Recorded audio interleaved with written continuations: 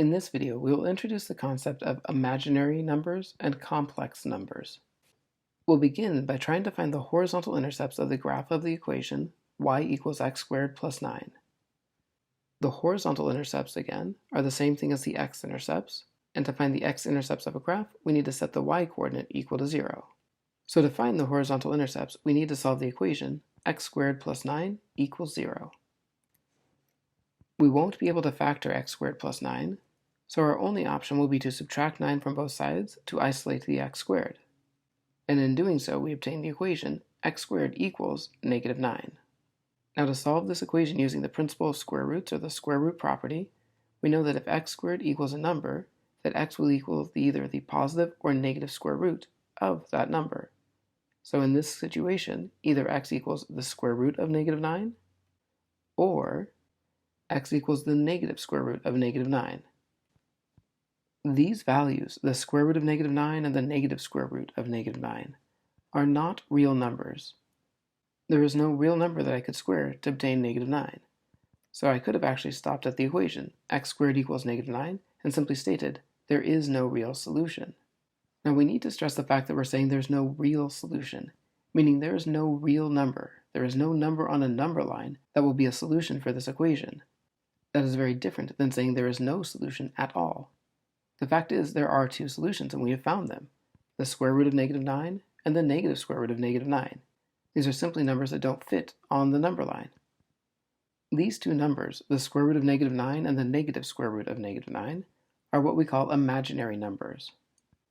When we first start learning arithmetic and we first start learning about algebra, we restrict ourselves to the real numbers, so the numbers that we can put on the number line. And this diagram gives us all the categories and subcategories of the real numbers. The real numbers split into those that are irrational and those that are rational, those that cannot or can be written as a fraction. And within the rational number category, we have subcategories of integers, whole numbers, and natural numbers. But all of those are numbers that can be found on the number line, and every number that can be found on the number line fits into one of these categories, or maybe more than one of these categories. The fact is there are numbers that don't exist on the number line but are still numbers, and that the real numbers are actually a small part of a larger system. Returning back to what we had previously been working on, we came up with the square root of negative 9, and we recognize that the square root of negative 9 is not a real number, meaning there is no real number that we can square and have the result of negative 9. The square root of negative 9 is what we do call imaginary numbers, and these imaginary numbers are also part of a larger system called complex numbers. The foundation or basis of the imaginary numbers is the number I. I is the square root of negative 1. It is the unique number for which itself squared is equal to negative 1. I is called the imaginary unit.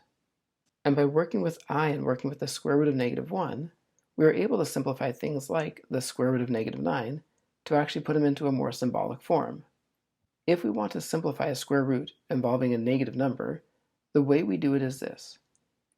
In general, if we have the square root of negative a, where a is some positive number, then we separate the negative 1 factor from the a, and we split that square root of negative a into the square root of negative 1 times the square root of a.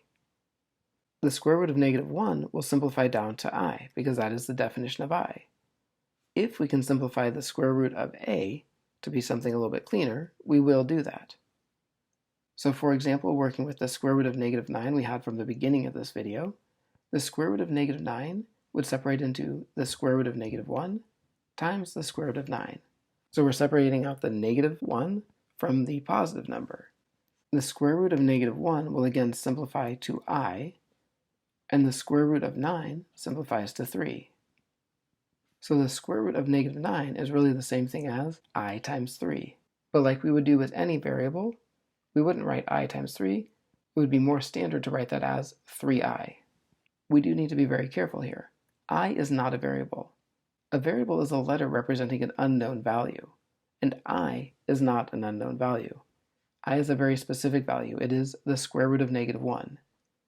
Because of this fact, you will rarely, if ever, see I used as a variable in any situation.